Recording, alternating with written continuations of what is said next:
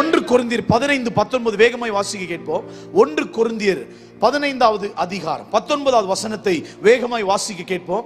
இம்மைக்காக மாத்திரம் நாம் கிறிஸ்துவின் மேல் நம்பிக்கை உள்ளவர்களாய் இருந்தால் எல்லா மனுஷரை பார்க்கிலும் பரிதபிக்கப்பட்டவர்களாய் இருப்போம். ஒரு ஆமென் சொல்லுங்க பார்க்கலாம். இம்மைக்காக, அதுதான் என்னங்க, நன்மைக்காக சர்ச்சுக்கு வருவாங்க. எதனா கிடைக்குமா? என்ன கிடைக்கும்? என் லோன் கிடைக்க முடியுமா? என் கடை நிச்சயம் கர்த்தர் தீர்ப்பார். மறுபடியும் சொல்றது எந்த மாற்று கருத்தே இல்லை. ஆனா நான் சொன்ன பாயிண்ட், நீங்க தேவைக்காக இயேசுவை தேடாதீங்க. இயேசுக்காக நீங்க தேடி பார்த்தா உங்க தேவை ஆட்டோமேட்டிக்கா கடவுள் சந்திப்பார். எனக்கு நியமிக்கப்பட்ட ஊழியம், நான் என் இயேசுக்காக ஏதாவது செய்ய வேணும். என் மூலமா ஏதாவது கர்த்தர் ஒரு ரேமாவை தந்து ஒரு ஆத்துமாவை கடவுள் கட்ட வேணும். இதுக்குதான் இங்க வந்திருக்கிறோம்.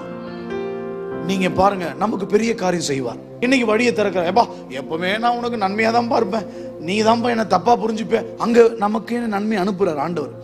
நம்ம கடவுளை சரியா தேடிட்டா, சிலுவைய நன்மைக்காக தேடாம, ஓடி வராம, பின்பற்றாம, உண்மையாய் கர்த்தருடைய சிலுவையை சுமந்தா உங்க எல்லாம் தேவையை கர்த்தர் சந்திப்பார். நீங்க நன்மைக்காக இயேசுவை பின்பற்றி வரீங்களா, இல்ல இயேசு ரத்தம் சிந்தினார் என்று பின்பற்றி வரீங்களா? உலகத்திலே உண்மையான ஒரு அன்பு இருக்கு, அது இயேசுவின் அன்பு. அந்த அன்புக்கு ஈக்குவலா எதையும் சொல்லவே முடியாதுங்க.